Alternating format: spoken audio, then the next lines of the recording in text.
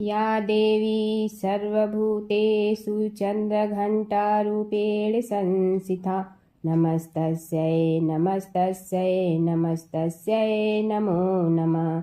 नवरात्रि के तीसरे दिन माँ चंद्रघंटा की पूजा की जाती है। माँ दुर्गा के तीसरे स्वरूप की पूजा करने से धन धान्य की बढ़ोतरी और ऐश्वर्य की प्राप्ति होती है। जानिए कैसे और कब करें माँ चंद्रघंटा की पूजा। नवरात्रि के तीसरे दिन माँ दुर्गा के तीसरे स्वरूप माँ चंद्रघंटा की पूजा की जाती है। माँ के मस्तक में घंटे के आकार का अर्धचंद्र सुशोभित है, इसलिए इन्हें चंद्रघंटा कहा जाता है। माँ चंद्रघंटा को शांति और कल्याण का प्रतीक माना जाता है। जानिए नवरात्रि के तीसरे दिन कैसे करें माँ चंद्रघंटा की पूजा। साथ ही जानिए भोग। शास्त्रों के अनुसार माँ चंद्रघंटा की सवारी शेर है। माँ के 10 हाथ हैं, जिसमें कमल और कमंडल के अलावा अस्त्र शस्त्र लिए हुए हैं। इसके साथ ही माथे पर अर्धचंद्र धारण किए हुए हैं। भक्तों के लिए माँ का ये रूप सौम्य और शांत है। माँ चंद्रघंटा का भोग। माँ चंद्रघंटा को केसर की खीर या फिर दूध से बनी कोई मिठाई का भोग लगाना शुभ माना जाता है। इसके अलावा आप चाहे तो माँ चंद्रघंटा को पंचामृत, चीनी या मिश्री भी अर्पित कर सकते हैं। रात्र पर ऐसे करें माँ चंद्रघंटा की पूजा। आज सुबह सूर्योदय से पहले उठकर सभी कामों से निवृत्त होकर स्नान कर लें और साफ सुथरे कपड़े पहन लें। फिर कलश माँ दुर्गा के साथ माँ चंद्रघंटा की पूजा करें। अब माँ चंद्रघंटा को जल अर्पित करने के बाद सफ़ेद कमल, लाल फूल और पीले गुलाब के फूल या माला चढ़ाएं। इसके बाद सिंदूर, अक्षत, गंध, धूप आदि चढ़ाएं।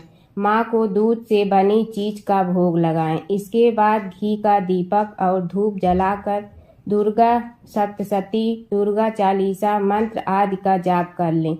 अंत में आपकी करके भूल चूक के लिए माफ़ी मांग लें। माँ चंद्रघंटा की व्रत कथा। हिंदू शास्त्र के अनुसार जब देवताओं और असुरों के बीच लंबे समय तक युद्ध चल रहा था, तब असुरों का स्वामी महिषासुर ने देवताओं पर विजय प्राप्त कर इंद्र का सिंहासन छीन लिया और खुद स्वर्ग का स्वामी बन बैठा। इसे देखकर सभी देवतागण काफ़ी दुखी हुए। स्वर्ग से निकाले जाने के बाद सभी देवतागण इस समस्या से निकलने के लिए त्रिदेव ब्रह्मा, विष्णु और महेश के पास गए। वहां जाकर सभी देवताओं ने असुरों के किए गए अत्याचार और इंद्र, चंद्रमा, सूर्य, वायु और अन्य देवताओं के सभी छीने गए अधिकार के बारे में भगवान को बताया।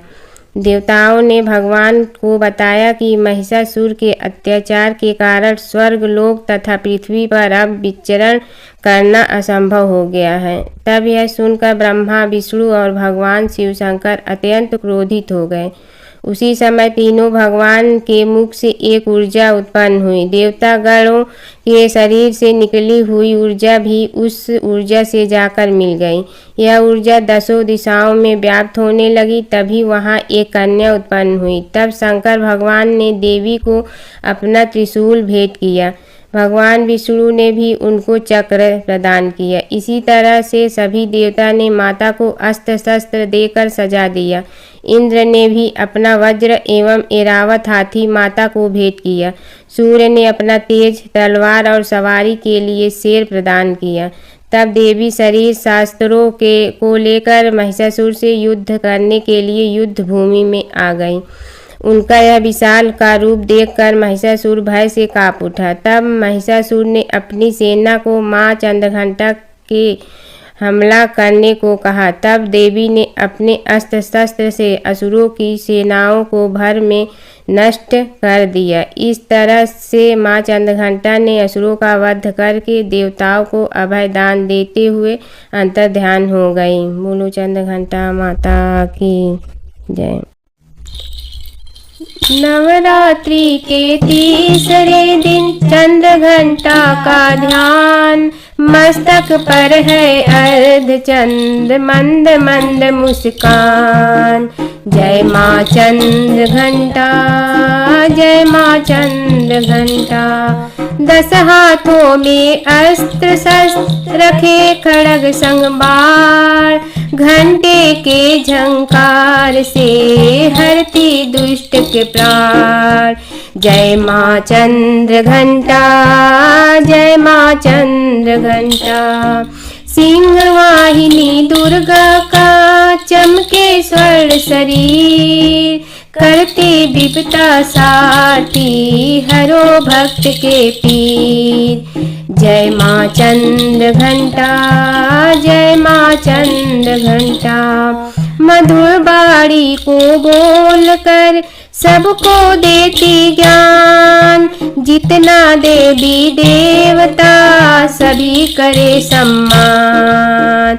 जय माँ चंद्र घंटा, जय माँ चंद्र घंटा।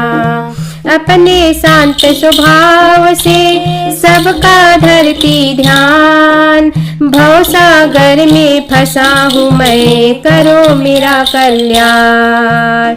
नवरात्रि की माँ कृपा कर दो माँ, नवरात्रि की माँ कृपा कर दो माँ, नवरात्रि की माँ कृपा कर दो माँ, नवरात्रि की माँ कृपा कर दो माँ। जय माँ चंद्र घंटा।